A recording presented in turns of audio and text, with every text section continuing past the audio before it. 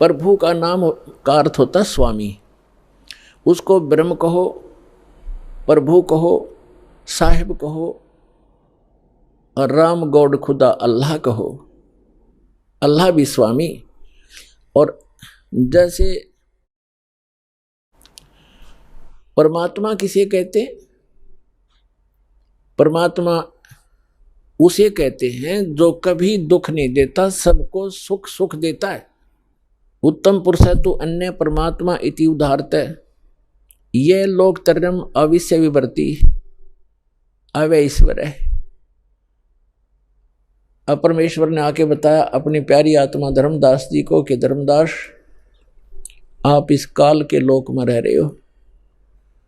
अब धर्मदास जी ने कहा कि प्रभु आप जो कहते हैं सिरोधार्य है, लेकिन मेरे गले उतर नहीं रही ये बात कि हम गंदे लोक में रह रहे हैं, ये कसाई का लोक है।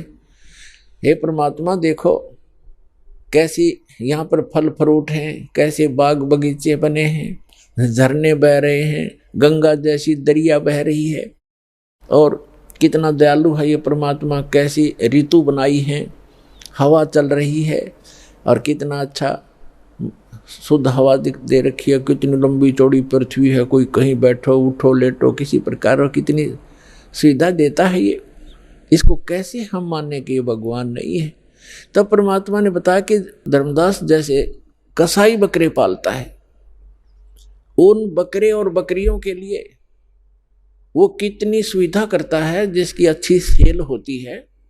एक बहुत बड़ा चरागाह बनाता है, उसको हायर करता है या मोल लेता है, और उसके अंदर शेड डालता है, झोंपड़ी डालता है बकरों को गर्मी और सर्दी से बचाने के लिए। उसमें जगह जगह तालाब बनाता है, छोटी छोटी तलैया सी, उनको पानी से भर कर रखता है, उनके लिए घास फूस वहाँ व्यवस्था कराता है।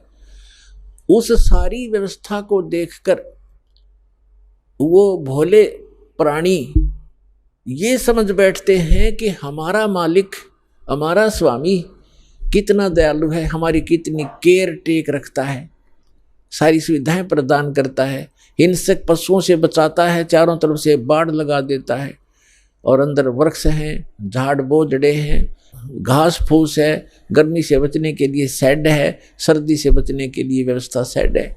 तो वो इस सारी व्यवस्था को देखकर वो मान बैठते हैं कि जो हमारा ये स्वामी है बड़ा दयालु है, ये परमात्मा है।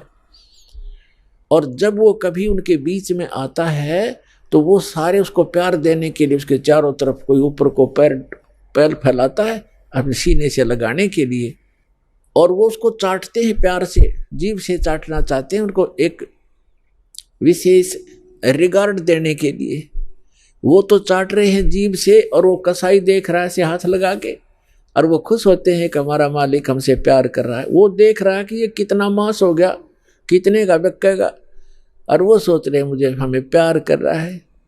तो पुण्यात्मा परमात्मा कहते हैं कि जिस समय उस कसाई को 10 और 5-10 बकरों की आवश्यकता पड़ती है, बकरियों की, तो उस समय वो ये नहीं देखता ये किसकी माँ है किसका बेटा है। एक परिवार के 3-3 इकट्ठे भी आ सकते हैं, उन्हें तो मोटे मोटे छांट के और वो निकाल लेने जो अच्छे मांस युक्त हो गए, घनी बिक्री होगी।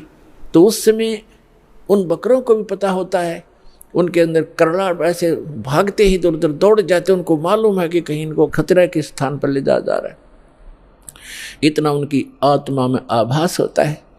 तो कहने का भाव ये है कि इसी प्रकार जो यहाँ की सुविधाएं आप देख रहे हो धर्मदास, परमात्मा कह रहे हैं कबीर भगवान, इन सुविधाओं को देखकर तो ऐसा लगता है जैसे बड़ा दयालु भगवान है, और उस समय तुम्हारी बुद्धि पर पत्थर गिर जाते हैं।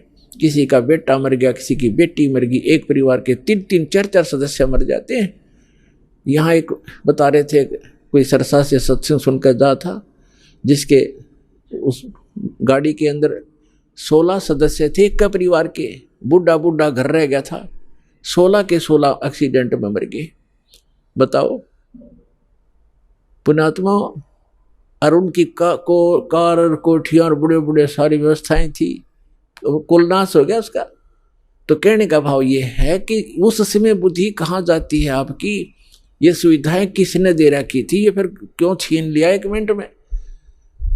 तो इसको काल कहते हैं, और जो केवल सुख सुख दे उसको दयाल कहते हैं, उसको परमात्मा कहते हैं।